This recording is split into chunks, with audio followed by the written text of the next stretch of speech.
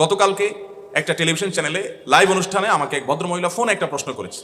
প্রশ্নটা শুনে আমি অবাক হয়ে গেছি এবং লাইভের মধ্যে আমি বললাম যে আপনার প্রশ্নের কি উত্তর দেবো, আমি তো এই প্রশ্ন নিয়ে আমি ভাবতে ভাবতে আমি শেষ হয়ে যাচ্ছি।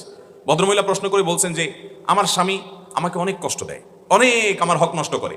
সে বাহির থেকে আসে, এসে মোবাইল টিভি রিমোট নিয়ে বসে, আমার দিকে তাকায়ও না, জিজ্ঞাসা করে না, অসুখ বিসুখ খেলাম কি মরলাম দেখা দেখি নাই, আমার কোনো হক সে আদায় করে না। আমি নামাজ পড়তে গেলেও সে ডিস্টার্ব করে।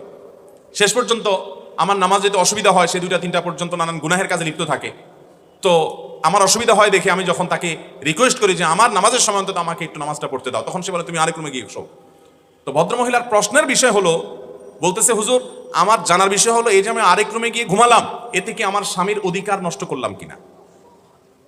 আমি বললাম সুবহানাল্লাহ, এত জুলুমের মধ্যে থেকে একজন মুসলমানের চিন্তা হলো যে আমার দ্বারা কোনো জুলুম হচ্ছে কিনা, আমার দ্বারা তার কোনো অধিকার নষ্ট হচ্ছে কিনা, এর নাম মুসলমান।